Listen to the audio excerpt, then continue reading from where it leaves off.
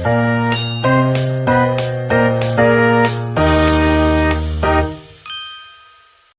semuanya, di sini saya akan mengkritik video tentang aktualisasi Pancasila.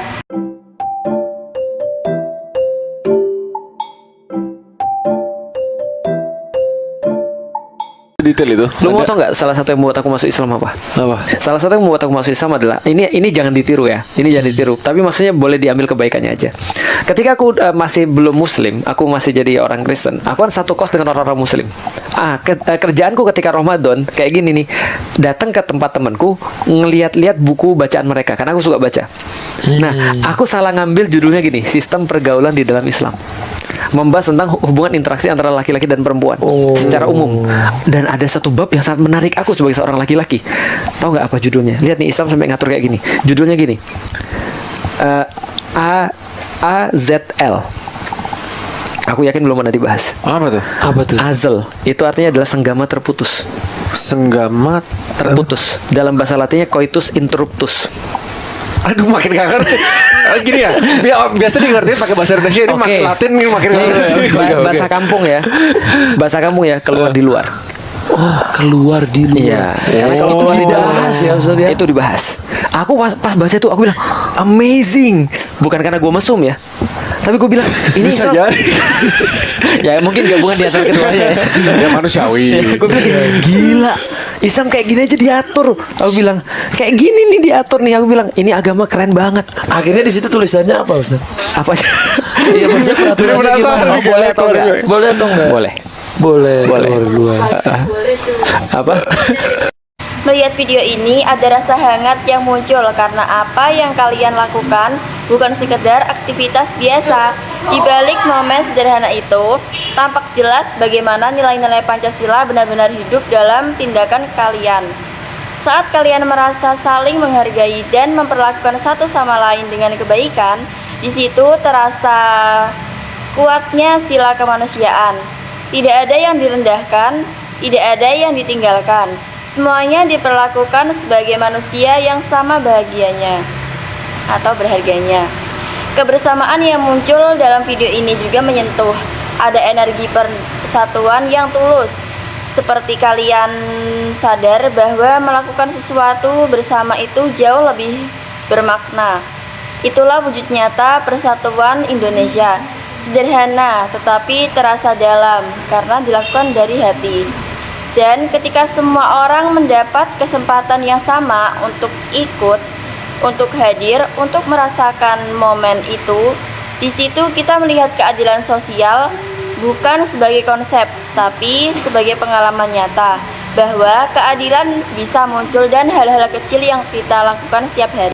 Video ini mengingatkan bahwa aktualisasi Pancasila bukan hanya soal teori atau hafalan, ia hidup sebagai sikap melalui senyum, melalui cara kita memperlakukan orang lain. Dan lewat video ini kalian menunjukkan bahwa nilai-nilai itu masih benar-benar ada dan masih bisa dirasakan oleh siapa saja yang melihatnya. Intoleransi itu satu aja harus dihalau. Iya. Satu orang intoleran aja itu harus dihalau. Kenapa? Ya. Karena bahaya. Ya. Karena satu orang intoleran itu secara fisik lah, kita nggak bicara ide ya. Kalau dia ngelakuin pengeboman di satu tempat aja bisa bikin kacau negara ini. Ya. Ekonomi hancur, kemudian kecaman dari luar negeri dan lain sebagainya. Ya. Atau secara ide kalau dia memprovokasi orang lain, bisa jadi kemudian yang lain terprovokasi. Ya. Jadi makanya gue tetap ngobrolin toleransi bukan karena gue terus menganggap kok seolah-olah lu pesimis melihat toleransi di negara ini. Enggak. Karena gue ingin negara ini betul-betul bebas dari intoleransi. Saya akan mereaksi video yang di atas.